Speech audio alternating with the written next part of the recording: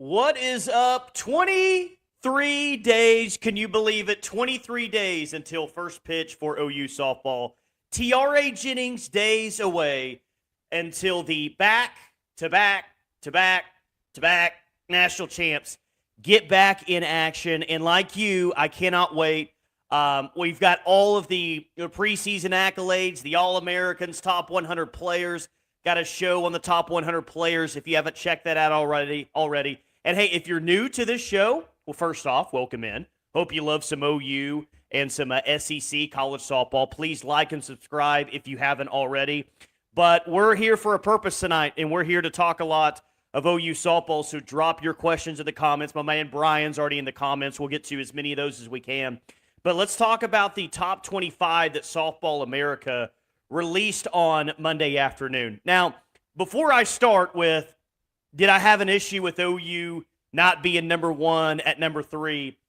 I kind of had to check myself a little bit today because I had the show all planned out. We're going to do it on Tuesday night. I had to check myself a little bit because, a little bit of a spoiler alert. I would have the back-to-back-to-back-to-back national champions as in my preseason number one. And in the poll that I have that nobody cares about, I do have them at number one.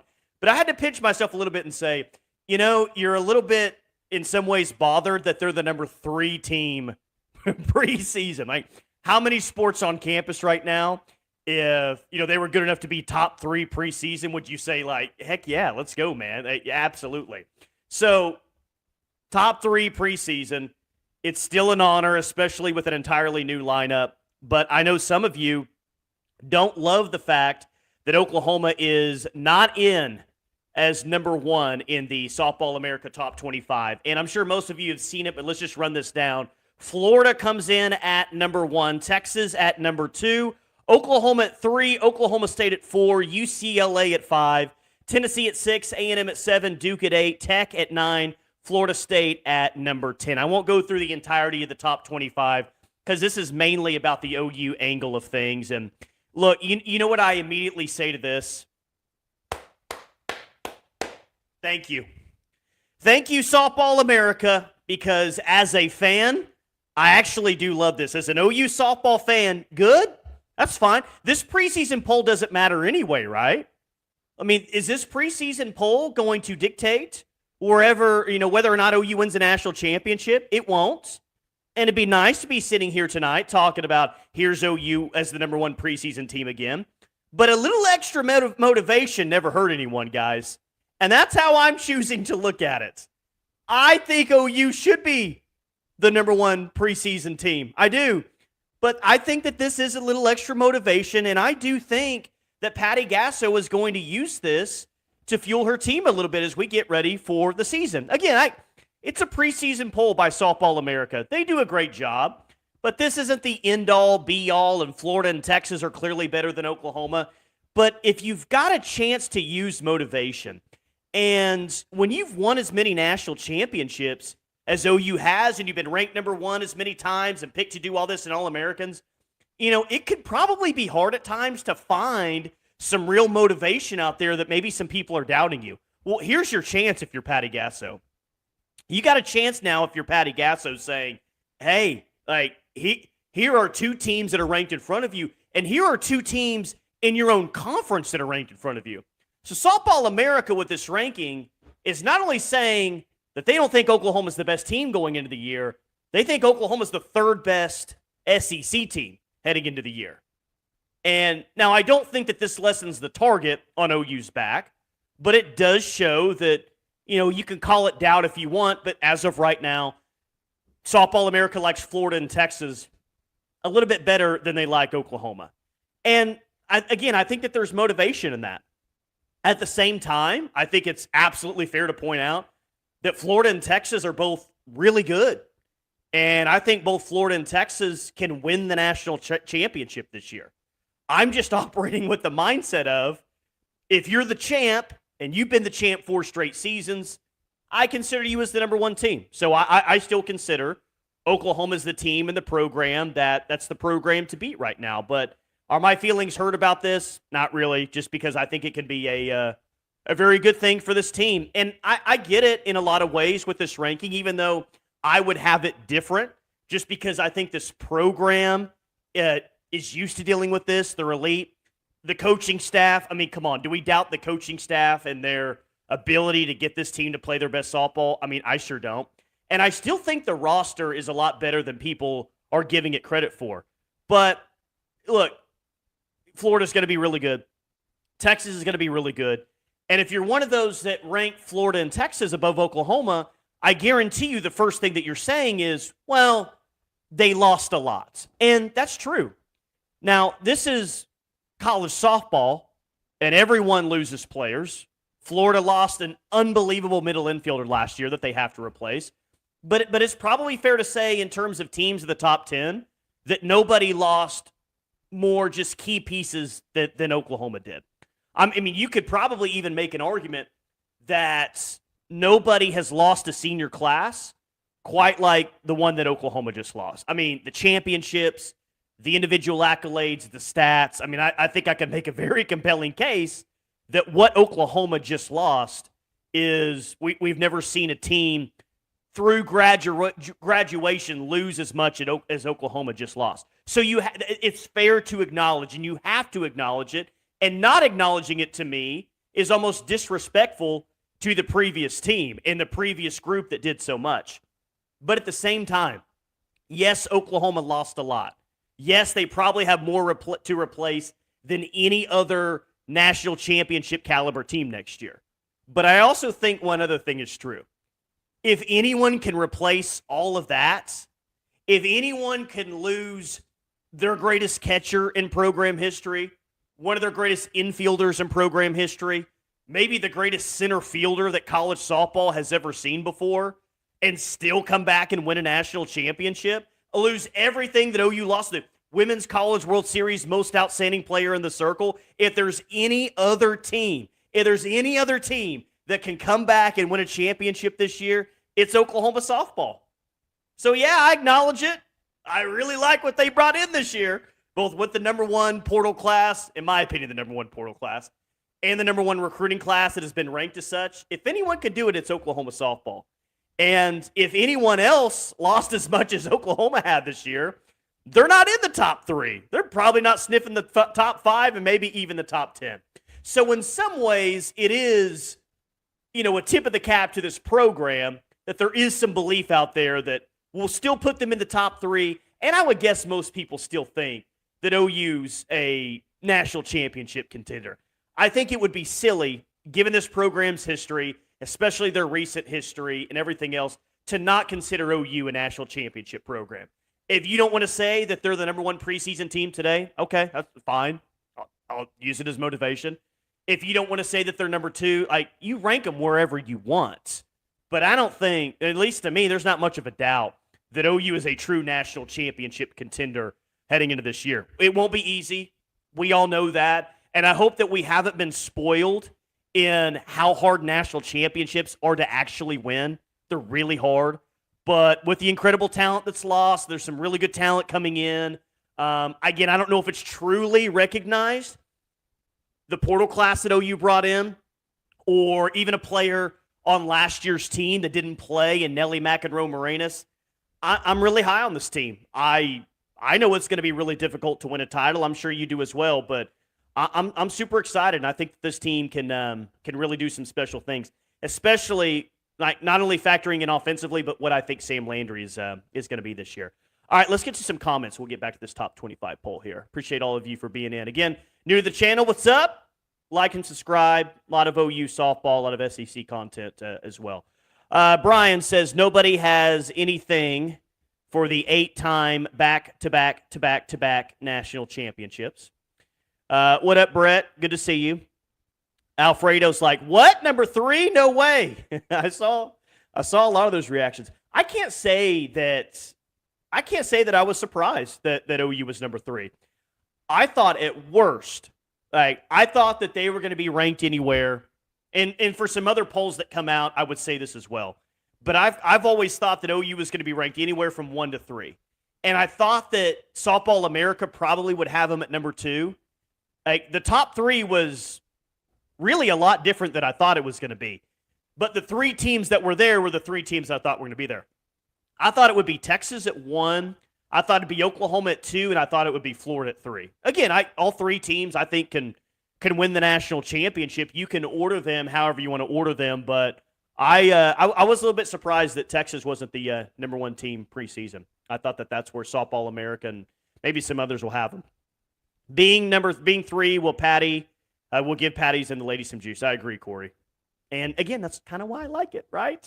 That's kind of why I like it. This program probably doesn't have a lot of opportunities when they win so much for a little extra juice, like, hey, number 3. And I love that with this program, and I try to live in this, I say this all the time, I try to live in the moment with this program as much as possible, because though we're used to the winning at this point, this isn't normal. This hasn't happened before, right? So I'm not taking this for granted.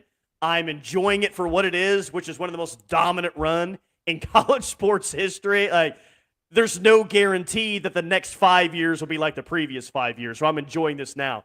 But it's like being at number 3. It's so funny. Number 3? The disrespect?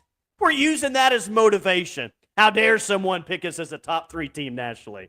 But you're still right, Corey. I mean, I'm sure she'll use it as juice, no doubt. Brett says, I do think a lot of America has a OU hangover with softball. It's good, though. It can be us against the world mentality. Hey, I mean, we feel that, especially in the Women's College World Series. I put up a video, what was it on? I did the Sophia Bordi video. I think it was on Friday. And just some random comment said, how do Oklahoma fans knowing that Oklahoma fans knowing that they have an unfair advantage in Oklahoma City or something to that effect. Like, yeah, there's definitely an OU fatigue, OU hangover. And you know what? Good. I don't know how you could hate this program. I mean, I guess if you were tired of seeing them winning all the time and you want to see someone else, I guess. But hating this program, I mean, you really got to put an effort in. To hate a Patty Gasso-led program with all the players and what they represent and what they're all about, but that's fine. OU against the world. I'm a big fan. Brian says, in fairness, Florida and Texas have much more returning production than OU. Yeah, I think they're both really good. I mean, Florida pushed OU to the brink last year. Texas took a series from Oklahoma last year. They didn't take the one that mattered, though. Didn't take the one that mattered, and they didn't win the game in the Big 12 tournament either. Now did they? But yeah, they're really good. And in terms of production from the previous year's team, what was on the roster, yeah. But this kind of goes back to what I think OU has that a lot of people nationally just don't know yet. Like, Ilana Agbayani is really good. I think she's going to be a top 25, top 20 player nationally. She's one of the best hitters in the Big 12 last year. And the Big 12 was a fantastic conference a year ago. She's really good, and now she's going to be surrounded by better hitters in the order. I think she's got a chance to be one of the best leadoff hitters in the SEC. Abby Dayton, the numbers speak for themselves. Isabella Emmerling, I think, really has a chance to be underrated. She did some very good things in the fall, like the power that she has. I think she's your starting catcher. And then in the circle, Sam Landry. I can't say it enough. And if I'm wrong about this one, I'm wrong about this one. But I saw it in the fall. I saw it against the OU lineup, which I think is fantastic. And virtually every opportunity she got, she wasn't just good. She was kind of downright dominant. I think she has the stuff. I think she has the confidence. Like, body language is a big thing for me, watching a player. And she just looks calm and composed. Now, one might say, well, it's a fall game that doesn't matter. This isn't going to Alabama or Florida next year. And while that's true, that's still during a fall game last year, like, one of the best, like, attended games that Sam Landry's probably ever been a part of as a college softball player, you know? So there's pressure in that. There's pressure to make a great first impression with her new fan base and all the people that were in the stands when they set a fall program record this year. Like, there's still pressure with that to perform. She's battling for a spot in the rotation, and she just looked calm, cool, and collected, and she was awesome. I'm not telling you Sam Landry's going to be the best pitcher in the SEC.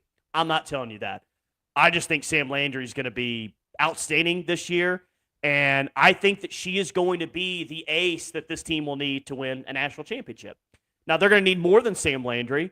but I think Sam Landry can be top tier, big time arm. And she's who I would project today as the ace. But also Bella Smith. And I did a video a couple of weeks ago on Bella Smith. I'm super intrigued with her because we really haven't seen her. She did some great things at Campbell. She's probably, based on the numbers, the greatest pitcher in Campbell history. And I know that Campbell wasn't playing in the Big 12 or the SEC last year, but pretty dadgum good, and she's going to have a good defense behind her. Why can't Bella Smith be one of the big-time arms in this rotation and do great things in the circle this year? I think that she can. Michael says, Tyler, objectively, Florida has the best roster today. Could that change by the end of the season? Absolutely. Yeah, it could. And again, Oklahoma, well, why has Oklahoma gone on the run that they've been able to go on and win so many national championships recently? Well, there's not just one answer, which is a good thing. We'll start with they have the best coaching staff. Not just the best coach, they got the best coaching staff. And in fact, I think you could argue that they had the best head coach, the best hitting coach, and the best pitching coach. But collectively, they've got the best three. And that's important because we're going to go back to that. They got the best coaching staff. I think they've had the best roster. I don't know if it's been miles away from other programs, but they've had the best roster. And maybe most importantly of all, they've always found a way to play their best softball when it matters most at the end of the year. That's what you got to do. It's like in baseball, not the best team doesn't always win. Like who gets hot, who plays their best, whose star players get hot and play their best at the right time. And that's what OU's done. I think last year is a great example. We spent the majority of the offseason saying, when's it going to happen?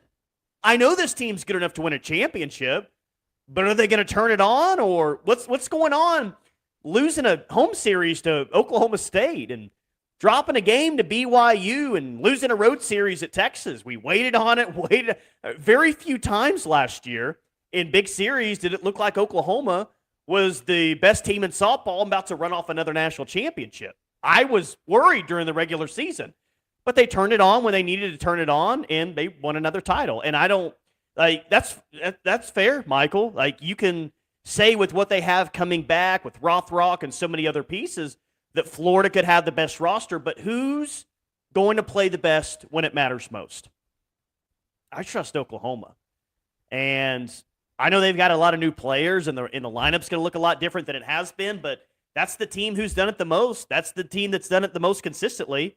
And I know that people like to complain about it, but it's tough to beat OU in Oklahoma City. Not very many teams have been able to do that. I know Florida did it in the game last year, but they bounced back and won the next one. Hard to beat OU in Oklahoma City when they're rolling, they're playing their best softball. So, CJ says, if I'm not mistaken, wasn't Texas preseason number 1 last year too? I would guess, Texas was number 1 in the postseason, and OU was number 2, I believe. I would guess that OU would have been number 1 preseason last year. Yeah, they still had the winning streak, everything else. Maybe that's right, CJ. Maybe I've just totally forgotten in a year's time.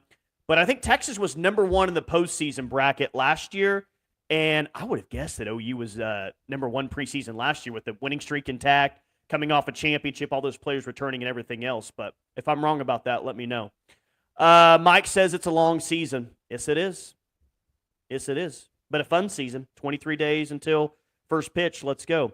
I think the main issue is no number 1 pitcher. Texas and Florida has All-American pitchers coming back. Yeah, now, I think Sam Landry is pretty good. I just told you guys that. But Tegan Cavan coming back at Texas, and got other arms coming back as well. And, of course, Rothrock, who pitched a ton last year. So, yeah, if you're just looking at it from that and you didn't study OU all fall long or look at every single fall pitch or whatever, then, yeah, that'd be a pretty easy take to have. But I would still consider the biggest question mark with OU today. I would say that it's probably in the circle. I'll be honest, I feel a heck of a lot better about it than I did going into the fall. Not that I was overly concerned with it. I feel a lot better after seeing those arms in the fall. I really do. But Yeah, it would probably still be, if I got a question mark for this team going into the year, like who's going to rise to ace level status. Now, remember, we have seen years where it didn't happen immediately, and it didn't happen as soon as we thought. I think that we've seen seasons where your true ace or someone who's good enough to pitch you to a national championship, maybe that didn't emerge until the postseason. Maybe it didn't emerge until OU got to Oklahoma City. I mean, again, I think last year is another great example of that. Like, there were a lot of nerves about Kelly Maxwell going into that Saturday game against UCLA. And she just turned it on, a pitching performance for the ages. And OU, Team USA, it has not mattered. She's been excellent since then. So I think it'll happen. When is the question? But you got time. Long season, as Mike said earlier. Or at least Texas was ranked number 1 most of the season anyway. How did that work out? OU won the national championship last year. I'm getting caught up on some of yours here. Ranking at OU at number 3 is acknowledging OU's accomplishment. Yeah. I mean, again, it's if another program or another team had lost as much as OU, then they're not going to be number 3 in the country. No Jada, Tiare, or Kinsey. Yeah, and we can talk about that from a production standpoint. I mean, obviously, the production is going to be difficult to replace, but who's the leader? Who's the dog on this team? Kinsey was a heck of a leader. Jada was a heck of a leader, always energetic, always getting this team going. Tiare seemed like she was a little bit more quiet, but she kind of led by example.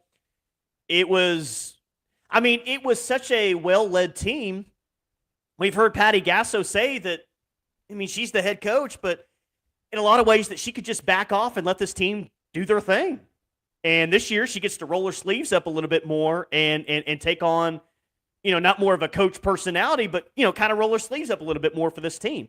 The talent will be there. I truly believe that. And I think the talent will be there at the right time when it matters most. But if you want to bring up Jada, Tiare, Kinsey, and some others, who's the leader? I know that Nelly was voted a team captain, and I love that. I think that that's extremely telling that she really didn't play last year.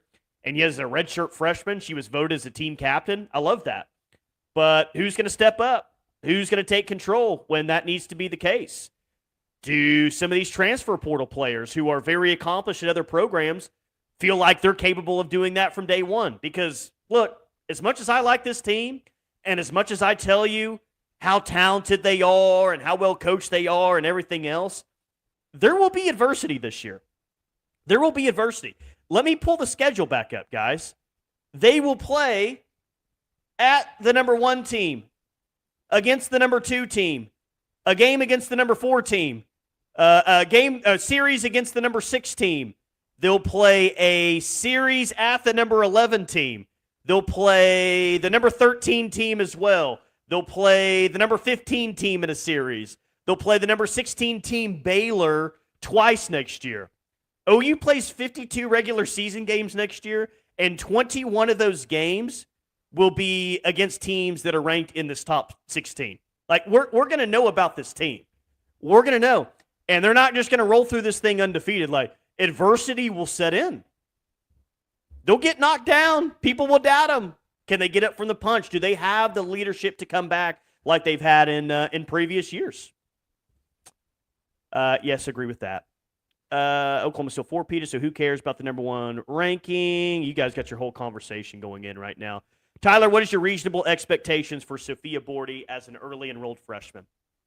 Again, I did a video on this a few days ago. If you haven't checked that out, please go comment, watch that. Reasonable expectation, I think she redshirts. And I had this down and talk about anyway tonight, so thank you for just the great segue, Brian. There was comments and then DMs, like not anyone telling me this, like I'm not reporting this. This is not any information that I have. It was just more of a thought from others, and it could make sense. Sophia Bordi got hurt last year. She got hurt last year. I don't know where she's at with that injury. Now, there was a video that was released by OU softball. Essentially, they were in the indoor, and they were going through practice, and Sophia Bordi was in that video and looked like she was going through practice. I don't know if she was 100% or 75%, whatever. The point is that there's been some thoughts that, well, maybe she enrolled early to go through rehab at OU. Again, I don't know if that's the case, but that's kind of a sound theory, I think Sophia Bordi, whether she's healthy, whether she's, injured or not 100%, I just feel like she's heading for a redshirt year. That's my guess right now. If she had the fall to go through, then my thoughts might change. If I saw her in the fall and I'm like, that velocity is legit. She's already got control. She's got confidence. If we got eyes on her against OU hitters, like, it could be a lot different. But we don't, right? She just showed up right around a month before the start of the season. And I think she's a great player and will be a great player. That's just going to be really tough to show up a month before the start of the season, hit the ground running with the step up in competition. And really just as a student athlete, like moving from New Jersey to Oklahoma, like that's a big change. That's a big life change. That's a lot to handle. I think she redshirts, but hey, maybe there's a scenario where, the first month and a half of the season, she's getting kind of acclimated to her new surroundings, but she's getting innings in practice, right? And they get to a point at the end of the year where they say, hey, she can help us out. She's over the injury. She's 100%. We've seen her in practice against our lineup, different scenarios. We think she can help this team. I guess that could be a scenario to see her towards the end of the year to get her more acclimated. But right now, I would guess as a redshirt year. But I'll say what I said on Friday. This, regardless if she pitches 100 innings or if she pitches 0 innings in a game this year, this sets her up great for 2026. I mean, otherwise, she comes in the fall and we'll see and, all that. She gets essentially a season, whether she pitches or not, with Jen Rocha for development. Rehab here, if that's still an issue. 2026, let's go. I'm ready to see it with Sophia Bordi. I like this a lot. Michael says, Nelly is legit. Landry has been good, however, far from elites. Yeah, I mean, I'm not going to use the word with elite yet with Sam Landry. I ran the numbers with what she did against OU hitters in the fall. It's pretty good. And I think she faced every single hitter on the roster during the fall. Faced Ella Parker in that final Battle Series game, if you want to go back and watch that. Pretty fun matchup to watch between those two with how legit Ella Parker is. But, yeah, she fared pretty well. Bordy needs some tweaking with her mechanics, and Rocha's the best to do it, 100%. Pretty good track record there with Jen Rocha. And just kind of all pitchers, transfer portal, everywhere. If someone did not know, Nicole Mendez said they would never know. She went to OU. She's not kind to them, especially on ESPN. Let me get through there. They disrespected our players at the top 100 list too, so what else is new with the snubs? 4-Pete has them hating. Yeah, they didn't have a player in the top 10. I'm sorry. What did Ella Parker come in at? 12 or 13? There's not 10 softball players better than Ella Parker. And what was thrown back at me, and I even said it in the video, is, okay, she was, I'm guessing, not ranked in the top 10 because she didn't really play a lot of defense last year. I don't care. She's such an incredible hitter and a great base runner as well. She led the team in stolen bases by a wide margin. She's such a great hitter. That alone warrants her a spot in my top 10. And that's not like homerism or anything. Ella Parker is a true freshman on a team full of legends. What's the number one reason? What's the number one reason why people wouldn't pick OU to be the number one preseason team? Well, they lost too much. Have you heard about the legends that they lost? All those great All-Americans and everything else? Yeah. And Ella Parker out-hit all of them.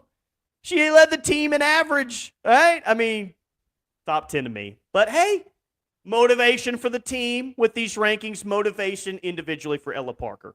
I think she's great. Paul, you're right. Doesn't matter where you start. It's where you finish, 100%. Let's go win consecutive title number 5. Let's go. It's Nelly time. Yes, it is. I think she's my favorite player this year. I think I'm already going to claim that. Let's go. Douglas says Florida, Texas, and OU are close. What about A&M or Tech? UCLA, no offense. Tennessee, Oklahoma State just don't seem to win. Duke, no way. Laundry City will do a lot better job than people think. Yeah, I think Florida, Texas, OU are definitely the three. A&M's intriguing. A&M, what almost made it to OKC last year, had Texas on the ropes. I think A&M's a team that I would pick to make it to OKC. I think they've got a lot of talent in that program. Texas Tech's intriguing because of really one reason, right? And where was Tech at on this list? Tech was at number 9. I mean, they got Kennedy. Now, will Kennedy have more offense at Tech than she had at Stanford? Maybe. Maybe that'll be the case. Maybe that's the expectation. But I just wouldn't, like, she's really good individually. I can't put Tech or even A&M, for that matter, up with those top 3 that we talked about. Jordan, what's up? My daughter was just at Winter Skills Camp. I saw a lot of people went to that. That's cool. And the OU players ran it. Let me just say those girls are really impressive to see, even more so in person, ready for some softball. You know what's – I saw some parents take their kids to that. And, of course, you got to post about it. When your daughter's at that camp, like, I mean, come on. I got to show everybody that I got to go to the indoor with the players and do all that. And maybe a lot of parents would admit this. I think a lot of these parents were more excited than maybe the kid. The kids were really excited. In a lot of cases, got to see their heroes. But the parents were really jacked up about it as well, which I thought was so cool. So, yeah, Jordan, I hope you took some cool photos there and showed it to everyone. That's a really, really cool thing, and I'm sure your daughter's going to be talking about that for a long, long time. If Landry is dominant, that proves Rosha is the GOAT because she hasn't been that pitcher versus P4 lineups. Yeah, again, she hasn't had the defense or the other lineup to against some of those Power 4 lineups. And hey, like we're saying, well Jen Rosha, we'll see what Sam Landry looks like as the season progresses. Maybe Jen Rosha had an impact on Sam Landry way back in the fall.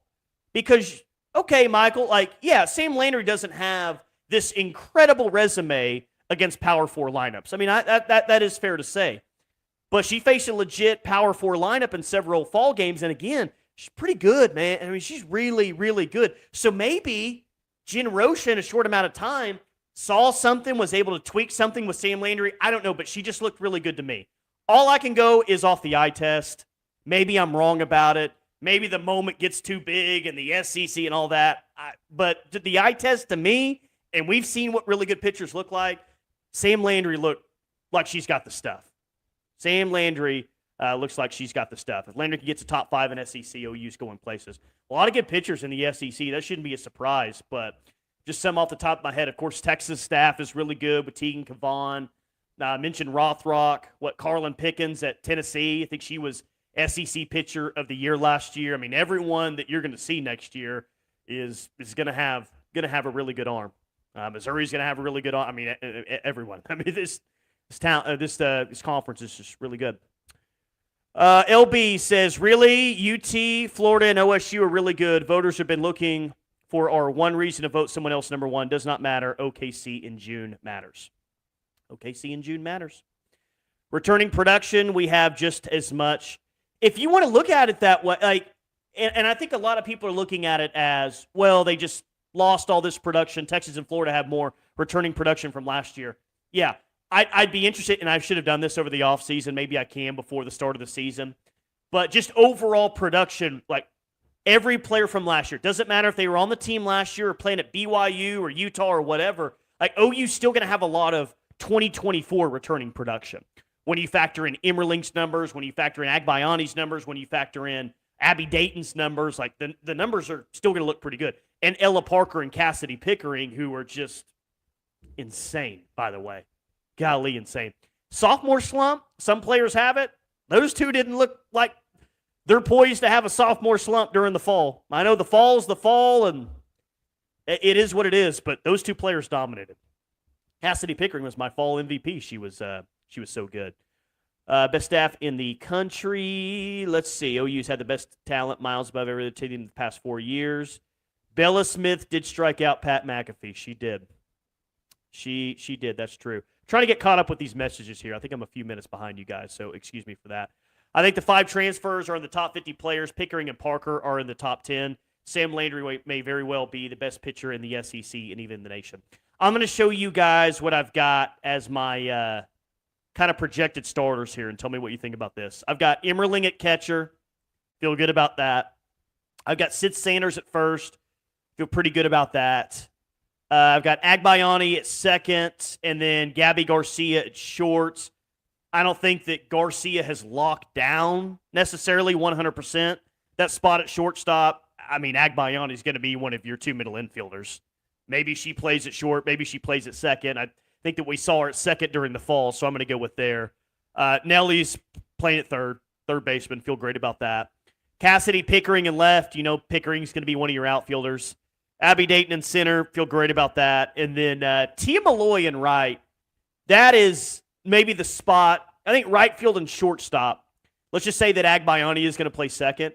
I'd say right field and shortstop are probably the 2 position battles I'm most interested in seeing, or maybe the 2 biggest position battles that are still probably ongoing right now.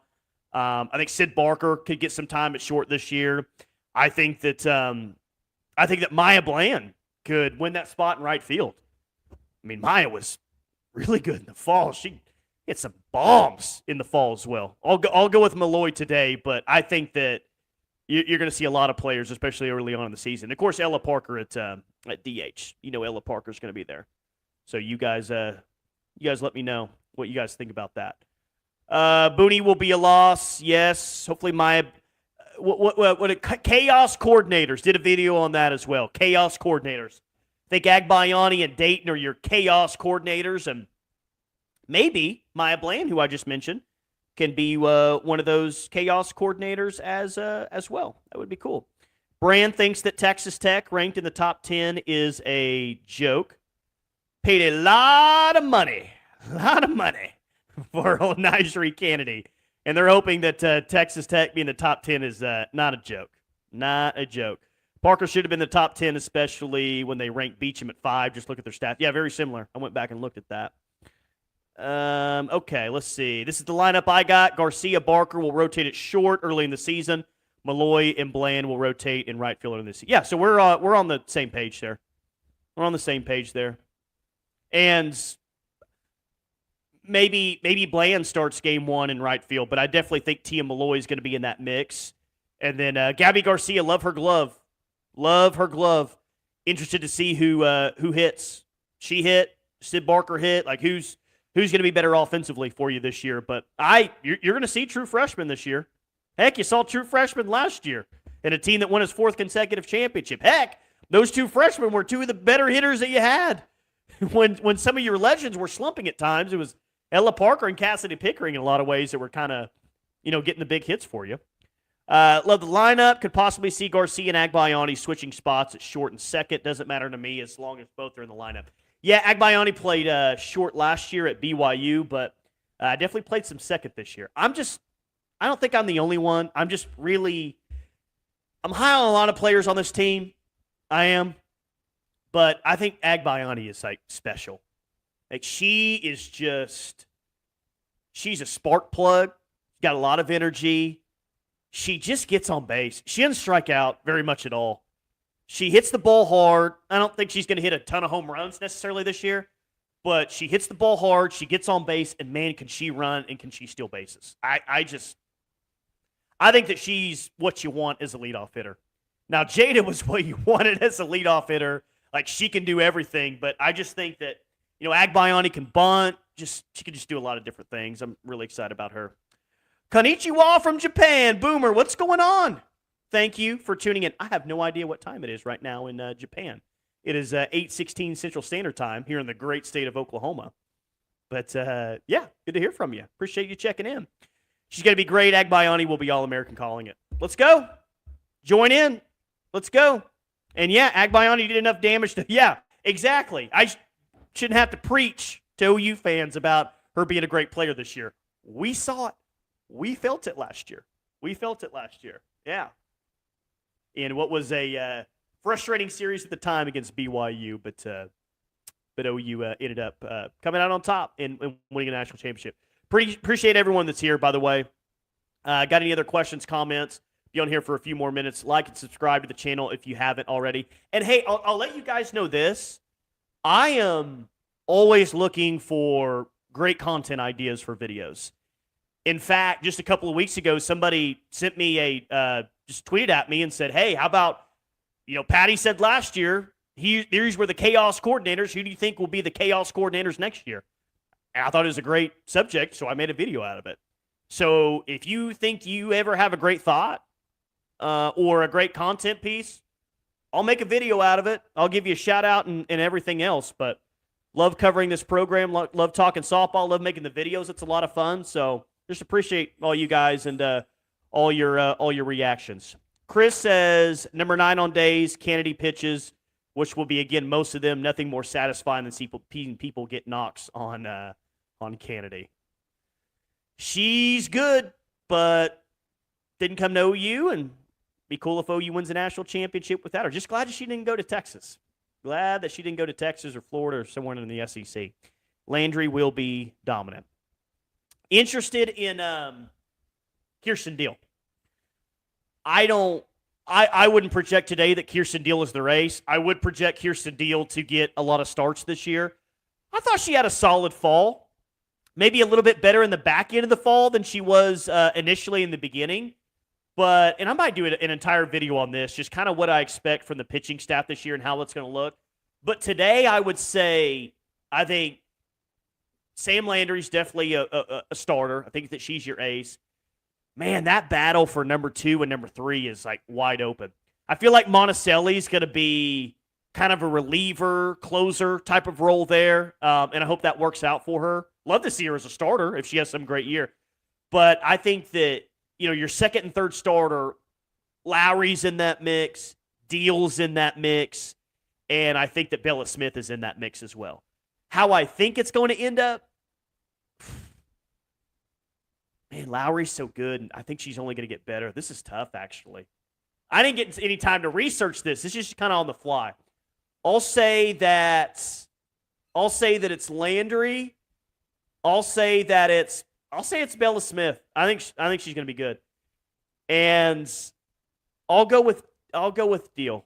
I think she's got some experience there. But when I say it out loud like that, I don't know if it did it for you, but you're like, hey, it's pretty good little staff there. Could be the case. But I think all those pitchers, those are 5 pitchers for you that I think will contribute. I think all 5 will, for sure.